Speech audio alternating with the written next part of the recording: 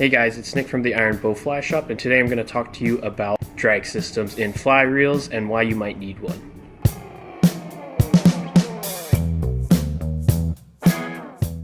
So what is a drag system and why do you need one? So basically a drag system helps you prevent from overspooling your line when it's coming off the fly reel, as well as allows you to put some pressure on a fish when you're fighting. Drag systems also allow you to protect your tippet while you are fighting a fish because it reduces the amount of pressure that's put on your tippet while that fish is taken off or fighting you in the current. They come in a variety of systems that we're going to go over today, and I hope this information today will help you make a decision on your next fly reel purchase. So first off, let's talk about Click and Paul reels. And right here I have the Ross Reels Colorado. It's a really nice machined Click and Paul reel here. And basically what a Click and Paul is if I open up this reel here, you have a pawl that is spring loaded within there and a clicker around the spool. And when you put those things together, you get that distinct ingoing, outgoing of the clicker and the pawl going over each other. And so it's going to be a really lightweight setup, not really a lot of resistance for putting a lot of pressure on a fish. If you do, however, want to put some more pressure on a fish and a fish is really taking out line from your reel, one good way to add some added resistance is to simply just palm that spool. That'll add some resistance to that spool from spinning too fast or line being taken too fast out from under your reel. You could also find Click and Pawls with adjustable knobs here, and what that essentially does is adjust the spring rate on the pawl itself, adding a little bit more resistance to give you a different feel, but it's not necessarily going to be significant enough of a force to call it really like a full-fledged drag system there. Click and Pawl would be really great for those freshwater applications where you're going after some smaller fish like mountain cutthroats or some brook trout. So Click and Pawl's really good for lightweight setups, especially if you're hucking a lot of gear into the mountains, into those mountain streams. And so really nice minimal setup, really good for lightweight trout freshwater applications.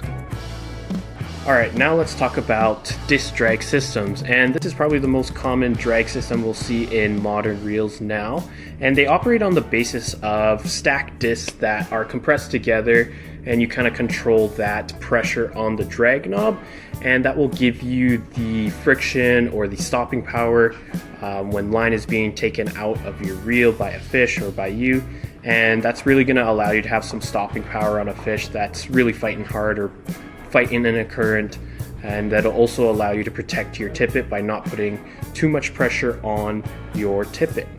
So what these discs are made out of, whether it's Teflon, Rulon, carbon fiber, or even cork, they all maintain the same function of reducing startup inertia. And what startup inertia is and why it's so important is to reduce the amount of pressure that's being put on your tippet once that drag system starts going. So if you have low startup inertia, you have less pressure being put on your tippet, which means less fish breaking off and more fish in your net.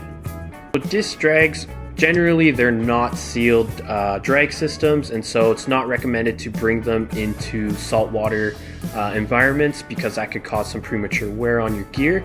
However, once you go up in the price point a little bit, you can find some reels that do have what we call a semi-sealed system, and what we mean by that is basically, when the reel is together, so the reel frame and the spool are together, usually there's an O-ring there that protects the drag components from the elements, and you have your drag system sealed from any moisture, any water like that. However, once you actually take apart the reel and the spool, then you actually have your drag system visible and exposed, and so we don't actually have a sealed system in that sense when the spool is apart from the reel itself.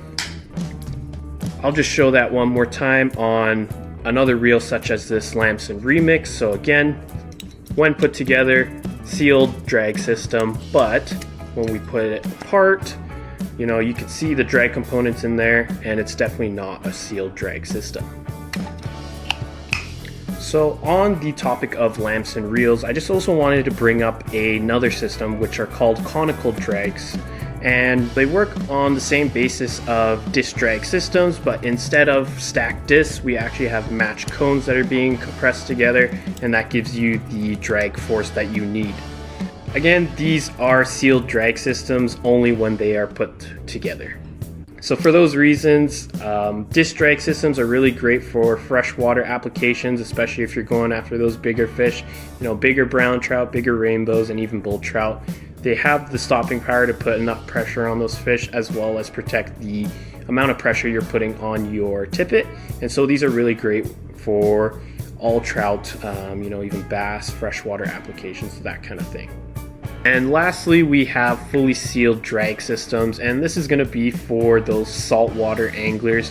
You're really going to want a fully sealed drag system because you will be in that more corrosive saltwater environment. And what that entails is basically you have your own disc drag compartment sealed behind some O-rings, usually 2, and that's really going to add that added protection for the saltwater and prevent any corrosion happening to the components of the drag system. So I have a Nautilus reel here, and these are really great saltwater reels and are really built well to keep that moisture out and have that really solid drag system for those bigger game. So if you're looking to do any saltwater fishing, a fully sealed drag system is a must. Alright, now that we've gone over the main drag systems that are out there on the market, what kind of drag system do you need for yourself? So kind of like I mentioned throughout the video, you know, if you're mainly targeting those mountain stream, cutthroat trout or brook trout, those smaller game, maybe a click and pull might be perfect for you just because you won't need that drag system. You'll be able to put enough pressure on a fish just by palming that reel, and you'll keep your setup lightweight, especially if you're hiking into those mountains. Now, if you decide to go for some bigger freshwater species like brown trout and bull trout or even pike, definitely go with a disc drag system because you'll have that ability to fight that fish a lot more effectively, you know, protecting your tippet and putting more fish in the net. And then if you are doing anything saltwater, like I said, we really recommend a saltwater reel with a sealed drag system, and that's really going to help protect your gear for the long run. Now, if you want some versatility in your setup, I definitely recommend a disc drag reel. A lot of disc drag reels are really great because they give you that ability to fight bigger fish, but if you want that light setup of a click and pull, you can usually find a really nice machined reel that will balance your rod really nicely and keep your gear really light. Alright guys, that concludes this video. I really hope this information helps you out and helps inform you on your next reel purchase. If you guys have any questions, feel free to leave a comment down below or give us a call at the shop. And don't forget, it is holiday season, so if you are looking for a reel, let us know and we can definitely help you out. That's all for this one, guys. Thanks so much for watching, and we'll see you on the next video.